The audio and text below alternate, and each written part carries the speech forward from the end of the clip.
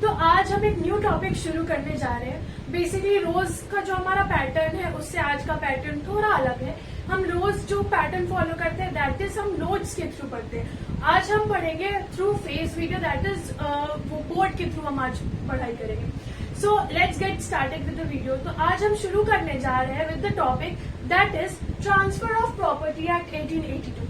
अब transfer of property act basically क्या है कि इस एक्ट को हम बहुत ब्रॉड एस्पेक्ट में पढ़ते हैं बिकॉज ये क्लैट के एग्जाम्स में आता है, एलएलएम के लिए, आपके जुडिशियरी के एग्जाम्स में आता है, आपके इनफैक्ट जो नॉर्मल कोर्स आप कर रहे हो whether it is a 5 year degree और your 3 year degree course, it is important with that perspective also. So हम आज इसलिए बात करेंगे ट्रांसफर ऑफ प्रॉपर्टी एक्ट के बारे में। अब पहले हम इस चार्ट को समझ लेते हैं, ये चार्ट क्या कहता है, उसके बाद हम आगे बात करेंगे। ये बेसिकली आज का वीडियो जो है वो इंट्रोडक्शन है of transfer of property act. Okay, so transfer of property act 1882। सबसे पहले जो ट्रांसफर है उसको हम डिवाइड करते हैं by act of parties and by operation of laws. अब देखिए, ये बाय एक्ट ऑफ पार्टीज हो गया या ऑपरेशन ऑफ लॉज हो गया, ये सारी चीजें जो है ये एक सेकेंडरी हो जाती है। लेकिन सबसे पहले क्या आता है कि अगर कहीं पे भी आपको एमसीक्यू आता है तो उसमें एक ही क्वेश्चन, 2-3 क्वेश्चन जो आते हैं वो है कि इनएक्टमेंट कब हुआ था इस पर्टिकुलर एक्ट का। तो ये पर्टिकुलर एक्ट जो है ये इनएक्ट हुआ था 17 फरवरी 1882 को एंड कमेंसमेंट हुआ था इसका 1 जुलाई 1882 को। इस बेसिकली एक्ट में कंप्लीट 8 चैप्टर हैं जो कि 137 सेक्शंस में डिवाइड किए गए।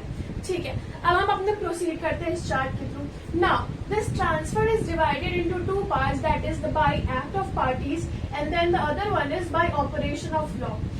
बाय ऑपरेशन ऑफ लॉ का अगर एग्जाम्पल हम देखें तो यहाँ पे operation of law insolvency, succession, execution, ये सारे जो हो गए ये ऑपरेशन ऑफ लॉ है। And by act of parties it is further divided into testamentary and इंटरविवॉल्स। Now testamentary and इंटरविवॉल्स क्या है इस पे हम बात करेंगे। उसके बाद जो इंटरविवॉल्स है this is further divided into 2 parts, that is transfer of property whether movable और immovable and then special transfer of immovable property. अब जो हमारा इंग्लिश लॉ है उसमें हम पढ़ते हैं real property and personal property, but हमारे इंडिया में हम क्या पढ़ते हैं, मूवेबल प्रॉपर्टी और इमूवेबल प्रॉपर्टी। चार्ट को हम फर्दर कर, इसको हम फर्दर आगे ये डिवाइड करते हैं। सेल्स जो कि हमारा है section 54 to 57, mortgages that is from section 58 to 104, lease that is from section 105 to 113, exchanges that is from section 118 to 121, gifts from 122 to 129, and actionable claim from 130 to 137. Now this actionable claim is very important, बहुत सारी चीजें हैं जो और भी important है। अब हम इसके बारे में इस चार्ट को इन डेप्थ देखते हैं। बाय एक्ट ऑफ पार्टीज था और हमारा बाय ऑपरेशन ऑफ लॉज था। ऑपरेशन ऑफ लॉ में हमने देखा कुछ एग्जाम्पल्स हैं हमारे, जैसे एग्जीक्यूशन हो गया, हमारा सक्सेशन हो गया, ये सारे इंसॉल्वेंसी हो गया, ये सारे एग्जाम्पल्स जो थे ये हमारे थे बाय ऑपरेशन ऑफ लॉ।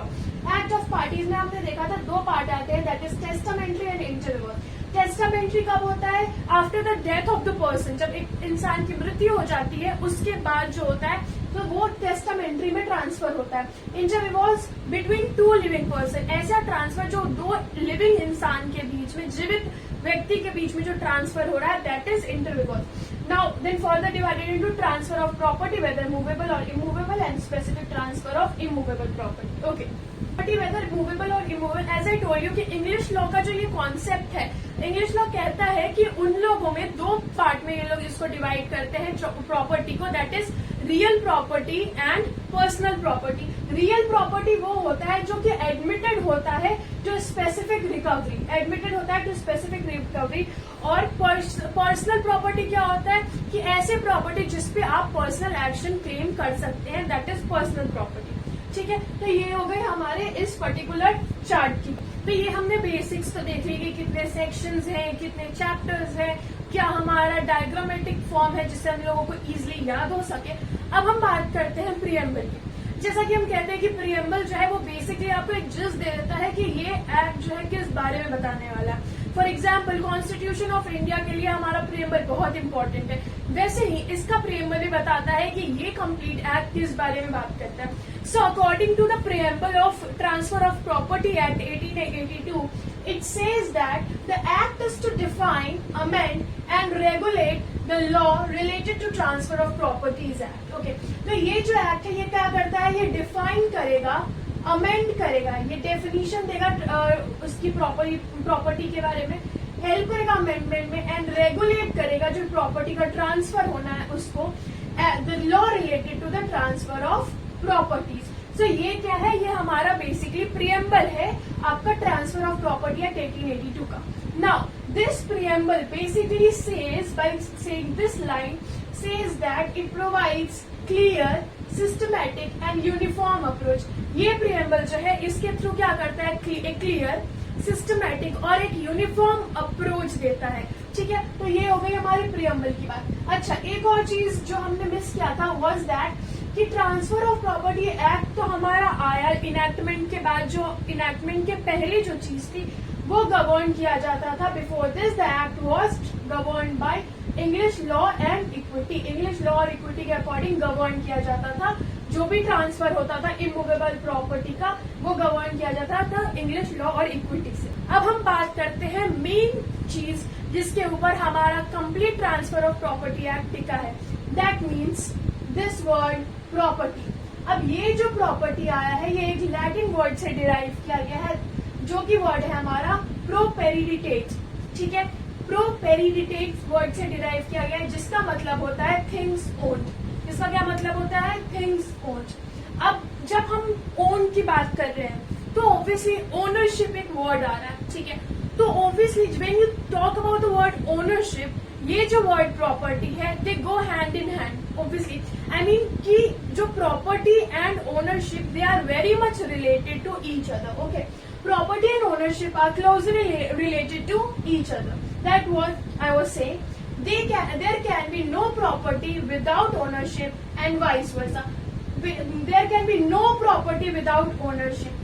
बिना ओनरशिप के कोई प्रॉपर्टी नहीं हो सकती है और बिना प्रॉपर्टी का कोई भी ओनरशिप नहीं हो सकता। This word, this sentence mean. Now John Austin के according, John Austin I think आप सभी बहुत ही फेमिलियर होंगे, जॉन जूरिस्प्रूडेंस में आपने पढ़ा होगा जॉन ऑस्टिन के बारे में। तो जॉन ऑस्टिन कहते हैं कि ये जो वर्ड है प्रॉपर्टी ना, ये डिनोट करता है, it means that the great right of enjoyment.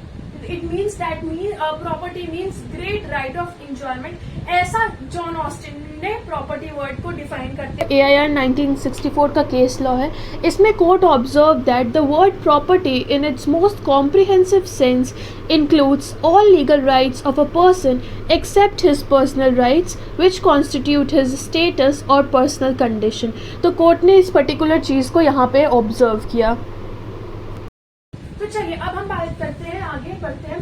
अब ये जो वर्ड है ना प्रॉपर्टी, ये बहुत ही वाइड टर्म है, काफी वाइड टर्म है, जो खुद में इंक्लूड करता है हर वो चीज, हर वो प्रॉपर्टी, हर वो चीज जिसकी वैल्यू काफी है एंड उस पे हम राइट ऑफ ओनरशिप का जो राइट है वो एक्सरसाइज कर सकते हैं। ठीक है, उसके एम्बिट में, प्रॉपर्टी के एम्बिट में वो सारी चीजें आएंगी।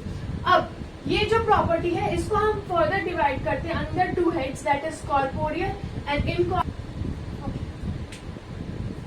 ठीक है, तो now what is corporeal property? Of corporeal, जैसा कि मैंने आपको कहा कि प्रॉपर्टी को हम 2 पार्ट्स में डिवाइड करते हैं, corporeal property and incorporeal property. Now what is this corporeal property means?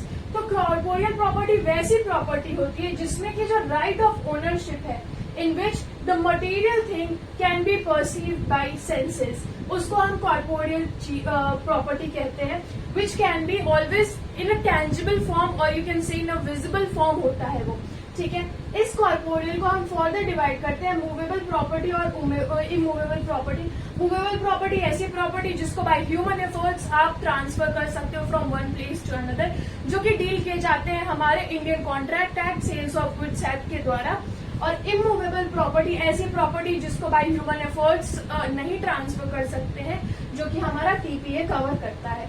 ठीक है, transfer of property act 1881। Now incorporeal property, incorporeal property वैसी प्रॉपर्टी होती है जो कि इंटेलेक्चुअल प्रॉपर्टी होती है, which can not be perceived by senses, they are not in tangible और visible form like, but they are the properties, but they are protected by law. जैसे कि हमारे कॉपीराइट्स, पेटेंट्स, ट्रेडमार्क्स, ये सारी भी एक टाइप ऑफ प्रॉपर्टी है। जो हमारा intellectual property right of law, right जो है लॉज, IPR लॉज जो है ये कवर करता है उसको, ठीक है।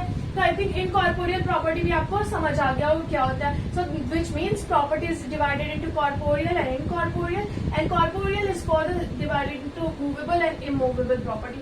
तो ये था आज का basic introduction.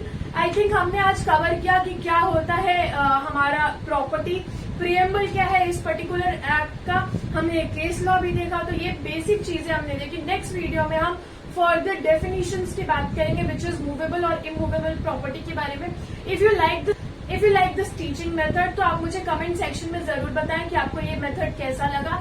Also for the notes do let me know, और you can DM me Instagram page that is Saumya Jha law in veins. वहां पे आप मुझे DM कर सकते हैं। I will provide you the notes of this particular topic or introduction of TPA. Thank you so much for watching this video. Stay tuned, stay happy, and obviously stay safe. Thank you so much.